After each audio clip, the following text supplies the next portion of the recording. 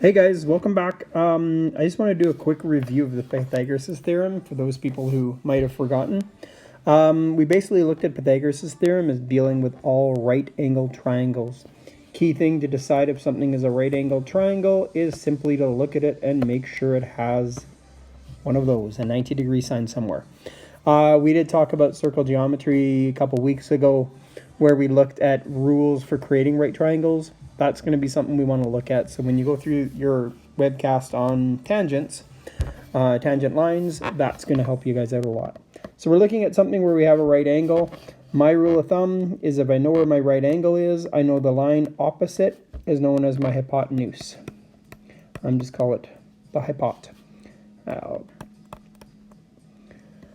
The hypotenuse, basically, we're giving a letter code as being C. And we said our rule of thumb basically was that our formula for Pythagoras' theorem has always been a squared plus b squared is equal to c squared. So if we know that's our theory, and we know kind of that connection, I'm just going to erase the plus sign and make it a little clearer. And we remember that a squared, these squared values up here, they basically are talking about areas. So in previous years, we would have done things like, oh, we're going to draw little dotted boxes. And we said we're representing the area of these spaces. And these spaces are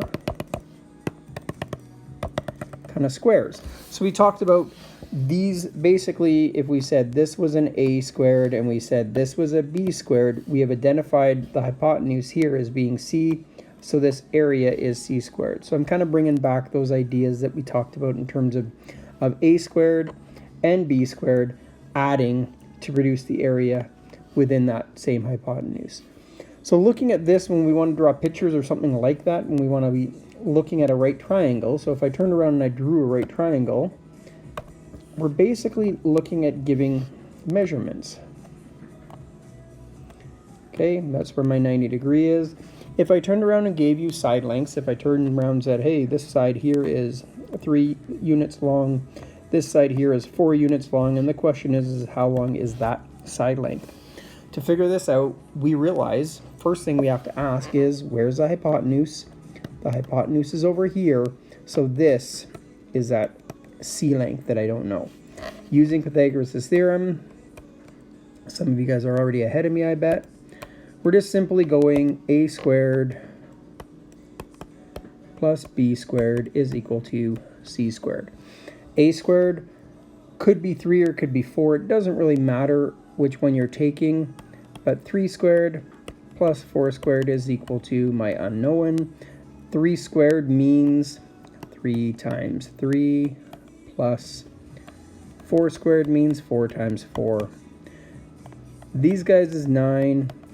4 and 4 is 16. These are equal to my unknown. C squared is my unknown. I don't know what it is. So I'm kind of following this idea of connecting. And 9 plus 16 is going to be 25. So again, going back to my picture, right now I'm saying 25 is c squared. 25 would represent this value inside there. I actually want to go from c squared to actually figure out what that side length is. And we've talked about this before as well. One of the ways to move from an area to a side length is to use the square root sign. So if I take the square root of 25, that will take me from my area to my side length. If I use my calculator, or if I happen to just know, basically square root means what number when multiplied by itself is 25. We should be able to see 5 times 5 is 25, so the square root of 25 must be 5. So now what I've done is I've kind of figured out this step here has told me how long that line is. So that's kind of what my goal is anytime I'm using Pythagoras' theorem, I'm determining a line length. Reminder, I can only use Pythagoras' theorem if this is 90 degrees. If that's not 90 degrees, I can't use Pythagoras' theorem. Okay, so that's one approach. The other approach that I want to look at is if I get a scenario where I'm given a right triangle again, looking at a right triangle, only this time I'm going to have side lengths that are going to be different. I'm going to have side lengths like this side here, which is, I don't know, let's say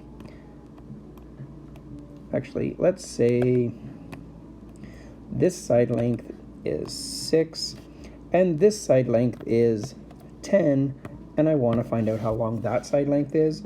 And again, my 90 degree is in that corner. First thing I'm going to look at is I'm going to look at that 90 degree and I'm going to say, hey, this line opposite has to be my C. That's my C term. A and B, it doesn't matter. Now, I had talked to you guys about a couple of ways of viewing this. I said, if you know your hypotenuse, you're actually subtracting. So I said you can create the equation C, oops, that's a horrible C squared minus my unknown side length, let's call it A squared, is equal to B squared. So I had that scenario where I could say, hey, my Pythagoras' theorem could be a subtraction question.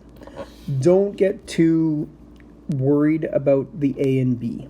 The A and B basically is if it's a subtraction, the C variable has to be the 10. The A variable is your other known quantity. So in other words, 6 is my other known quantity. So now I'm simply going to take 10 squared. I'm going to subtract my 6 squared. I'm going to say that's equal to my unknown, which is my question mark. I'm going to call that question mark B. Okay? So knowing that, now 10 squared, well, 10 times 10 is what 10 squared means. 10 times 10 is 100. 6 squared means 6 times 6, 36. B squared, I still don't know. That was just a calculation game. So if I'm looking at this, 100 minus 36, I'm viewing 100 minus 30 is 70. Take away 6 more. 64 is going to be my B squared term.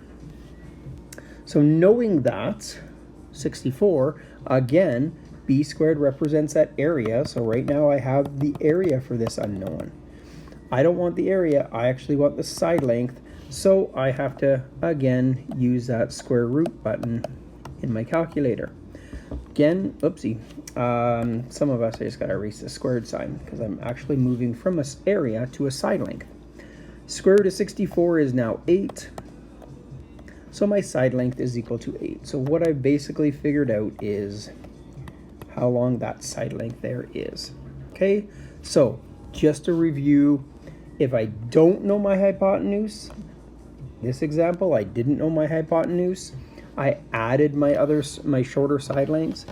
If I do know my hypotenuse, I'm going to subtract my known side length from my hypotenuse. That's the 10 squared, or the square of my unknown, I guess.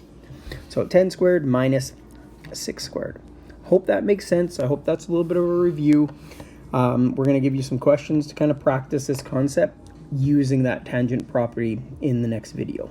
Thanks. Bye.